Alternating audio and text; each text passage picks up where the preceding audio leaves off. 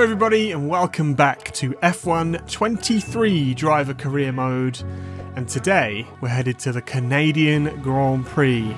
If you missed the last episode, we were at Spain, and boy oh boy was that a tricky weekend for us. We had a very good qualifying session to qualify in P8. We got promoted up to P7 for the start, and it rained, and that, to be fair, the rain was fine actually. We had good pace in the wet. We did lose a couple of positions to Norris quite early on, and we made a pretty terrible mistake. We had a huge oversteer moment through one of the sector 3 corners, and then this happened in the dry, and we just went backwards. We just tumbled backwards, and finally we ended our race with an engine failure. So it was a tricky one, and one we'd probably like to forget, but here we are, on to Canada. One of my favourite tracks on the game, one of my favourite tracks full stop, I would say. It's just a really fun one to drive, so see what we can do, I guess, as we head into Canada. Upgrades? No upgrades.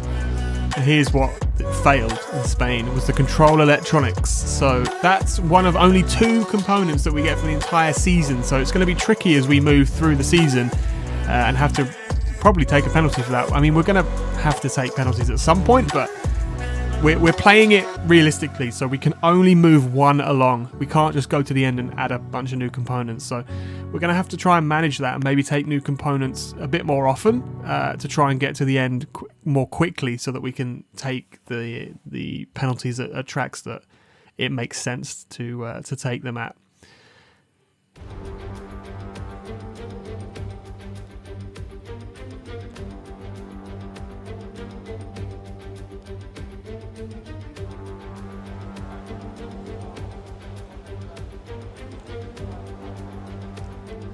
Into qualifying we go then for the Canadian Grand Prix, and on this game, that last chicane feels very, very tight compared to what it used to. So I think they might have updated that. But let's see what we can do. First flying lap into turn 1. It's just trying to gauge, you know, where I can get on the power, where I should be braking. It's all very different with this handling model. So not a bad lap so far. Obviously greens all round because it's our first flying lap as we head down the back straight into the final chicane. Over the clumps we go. DRS on. And what's it going to be? We've got a Red Bull behind us, I think, just about to start a lap as we try and get out of the way. P3 for now, then 2 seconds off the pace though. That's a bit concerning. Down in P20. We might be in some trouble here as we head into another flying lap. Can we at least get up to P15? I don't know.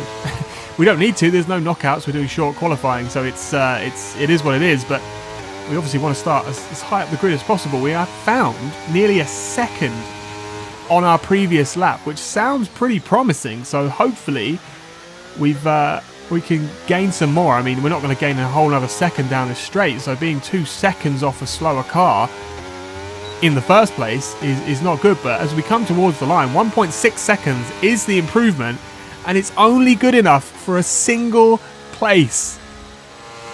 What is going on? So feeling a little bit confused, dejected at the moment. The pace just seems to disappear. We're going to go for one more, a final flying lap. This is our 3rd set of brand new soft tyres. So even if we want to use them in the race, we're not going to have any available. So a little bit of an improvement out the first corner, and we just get on the power slightly too early, get the car a little bit unsettled and lose that. But a tiny improvement again. But as we head into sector 3, the checkered flag has dropped and we go super deep into the hairpin, and we've just thrown away so much time. So I think we're going to be starting from the back of the grid here in Canada, which maybe we can take some penalties, but we don't have the ability to add new components into the pool, and we completely cook that over the bump, over the chicane, sorry, and that's it. Qualifying's done. Here's what happened then. So I was distracted by that Aston Martin in my rear view and just completely missed the braking zone. And yeah, qualifying done. We're down in P20. Not the start we would have wanted. Albon up in P13, so that's about where the car was. Normally we can out-qualify him, so should have been 11th, 12th maybe. Perez on pole position, so Red Bull looking pretty strong around here, but we were 1 seconds off of them and about 7/10 off the midfield, so this is going to be a tough race.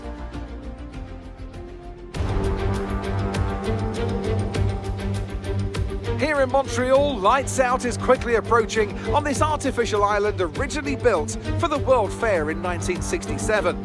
Now it's used for a World's Fair of a different kind, ever since Formula One first arrived here. We're back in Montreal for the Canadian Grand Prix. We'll be seeing top speeds of around 210 miles per hour here at the Circuit Gilles Villeneuve, with around 2/3 of the lap taken at full throttle.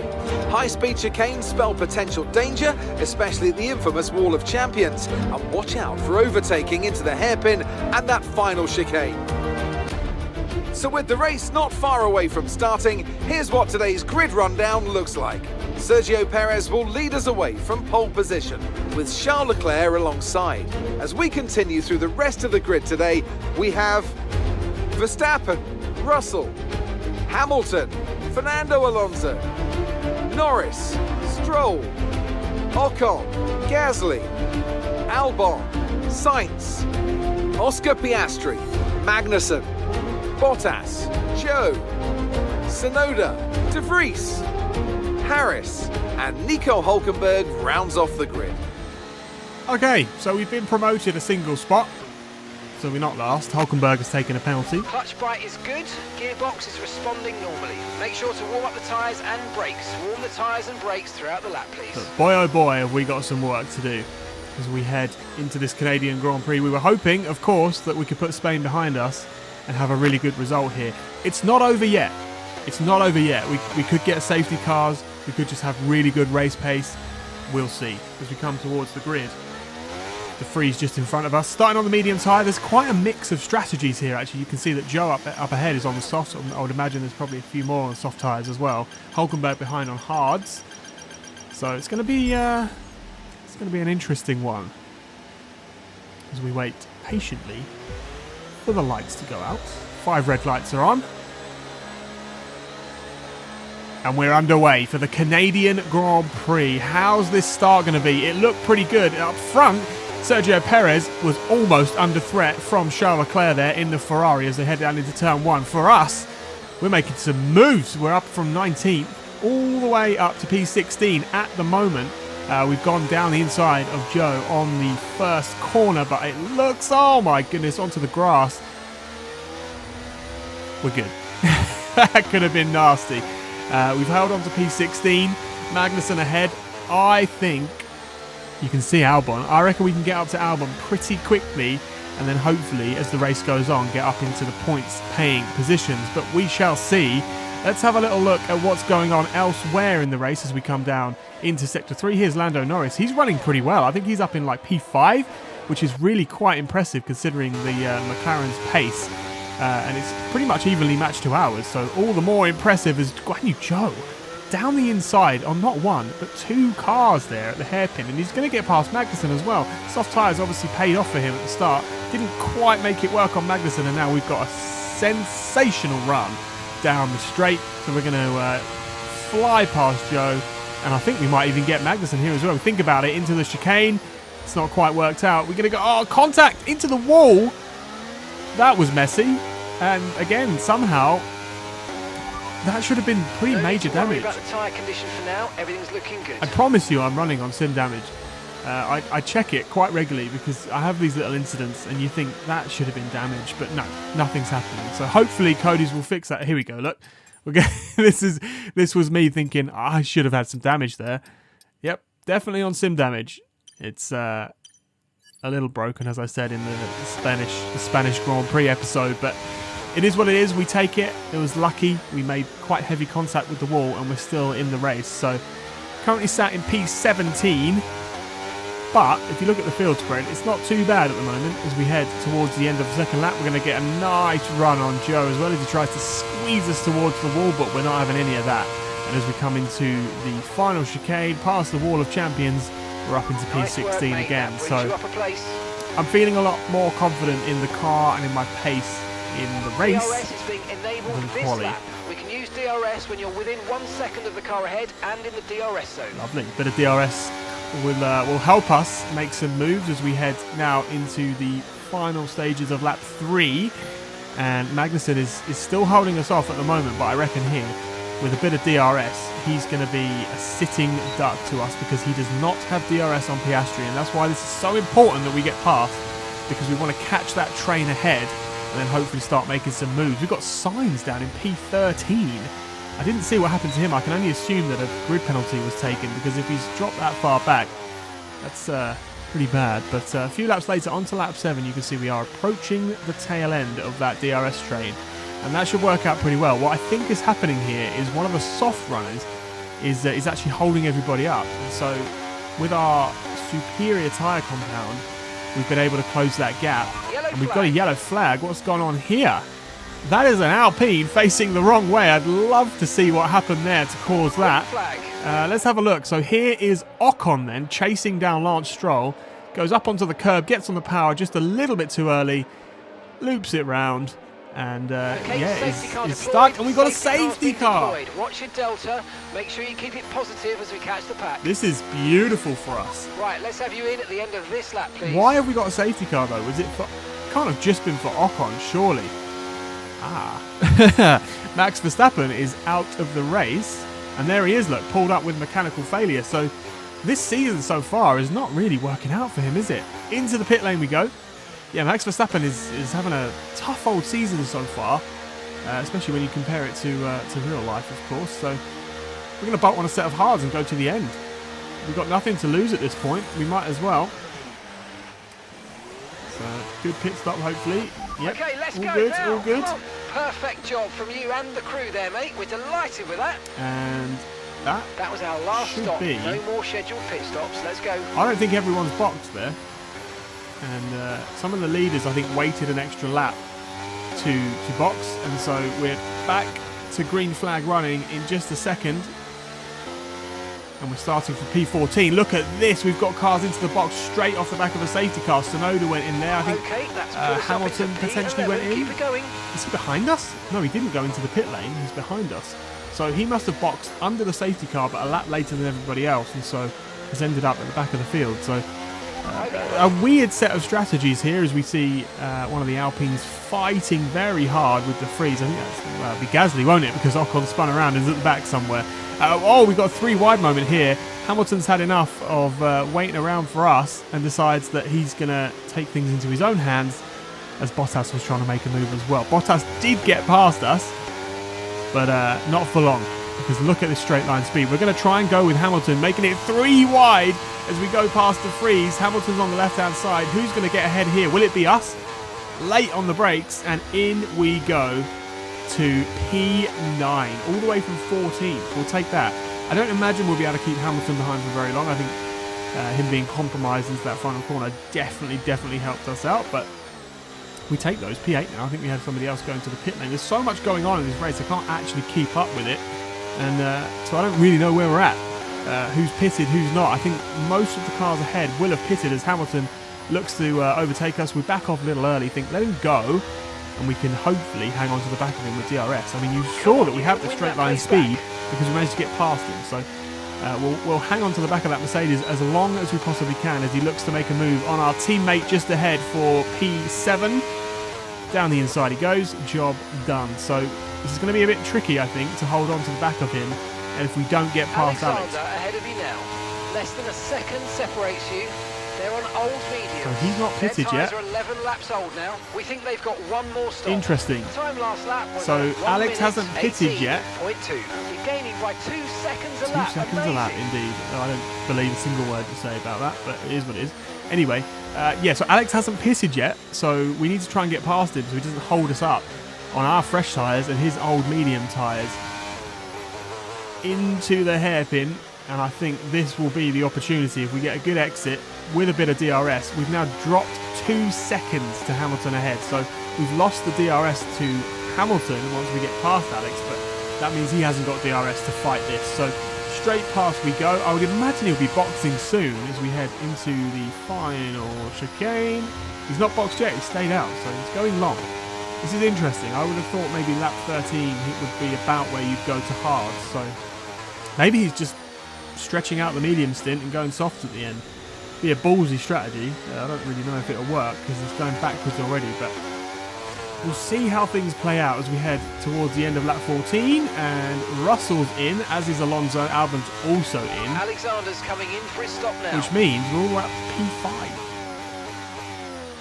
We've finessed our way to the top 5 again. This seems to be happening quite often, doesn't it, with a safety car? We get ourselves into positions we don't really belong. By 5/10 a lap. But we're not the only ones. Look who's behind us. Bottas in the Alpha and Stroll. To be fair, Stroll should be doing better, but he's normally down in the lower top 10, sort of P11, P12 sometimes as well. So we haven't been the only one to benefit from this safety car, and Norris is on the podium currently, which is quite something. This has turned into quite the race, isn't it? As we do our best. Turbochargers on its last legs. Let's try to keep mileage on it to a minimum. Not ideal. Turbo is struggling at the moment as we head on to... what was that?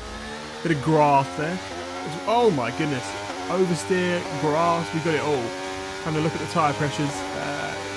Bottas just sails by, obviously with a terrible exit that we had, but we'll fight it back. Charles Leclerc is on the charge. Lost the position, trying to keep focus. Currently down in P8, was second, so been an interesting race for Ferrari, for everyone really. I mean,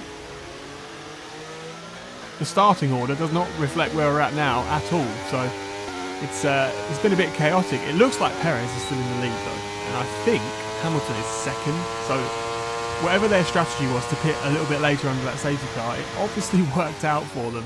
As we go down the inside on Bottas, barely make the corner, and I think we're going to have to maybe give that back. But we don't. We keep it. We say, no, I'm having it. 4 cars now battling for this one position, P5. Stroll's gone very deep there, and I think almost made contact with Bottas as Leclerc's trying to get past and continue on his charge back to the front.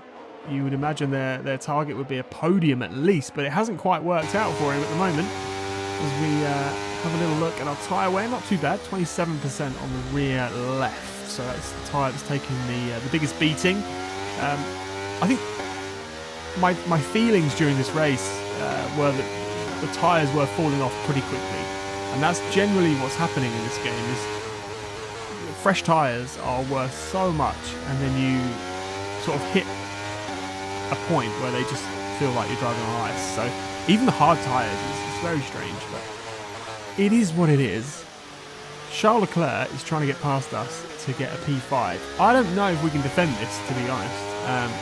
The Ferrari's way quicker, but we've got loads of straight line speed, so maybe we can. Maybe we can do an Albon in Canada this past weekend and hold off the faster cars behind us, just purely based on the fact that we can go fast in a straight line. But he is gaining, and it looks like all of my talk was for nothing, because there he goes, sailing on by up into P5. So unfortunately for us, it's now P6, but I say unfortunately, it's still better than not getting points, and also considering we started at the back of the grid, I'll take it.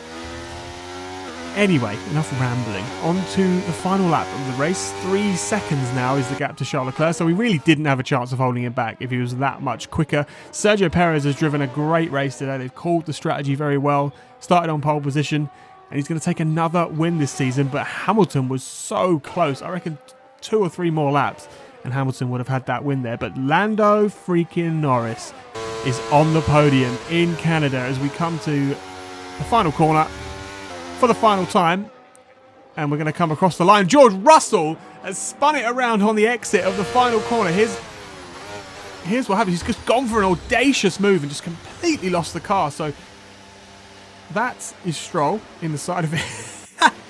There goes Bottas into the side of him. Remarkably, no retirements from that. Like I said, sim damage completely broken. That should have been maybe 3 or 4 retirements there. But crazy race. Canadian Grand Prix, and they've hung on to take a sublime victory here today. So, Natalie, what do you think helped them deliver this result? Well, confidence breeds confidence. Success breeds success. They are very much enjoying a purple patch right now. Well, there you have it. The Canadian Grand Prix. That was a very, very nice result for us. Started all the way at the back, P19, after a questionable qualifying session. We'll have to figure out what's going on there, but all the way up to P6.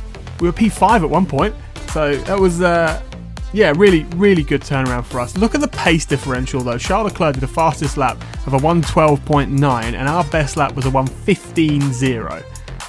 We've got a lot of work to do as a team, I think, to be challenging for top positions. But at the moment, we're just happy with being in the midfield. 20 points now for us in the championship. Sergio Perez takes over the lead of the championship and demotes Charles Leclerc into second and Lewis Hamilton into third. Just 2 races ago, Lewis Hamilton was leading that championship, and then Perez took it. Charles Leclerc took it, and now Perez has taken it. So we've got a 3-way fight for that championship already, which is pretty juicy, I have to say. And if Max Verstappen can turn himself around, we could have a 4-way fight. There's also George Russell, there's also Carlos Sainz, all capable of getting involved. So anything can happen. So stay tuned. We've got 16 races in this calendar, including Qatar and Las Vegas, which should make for some interesting races, hopefully. So if you enjoyed this video, there's plenty more to come. Leave us a little comment, smash the like button, subscribe if you're new, and I'll see you for the next one.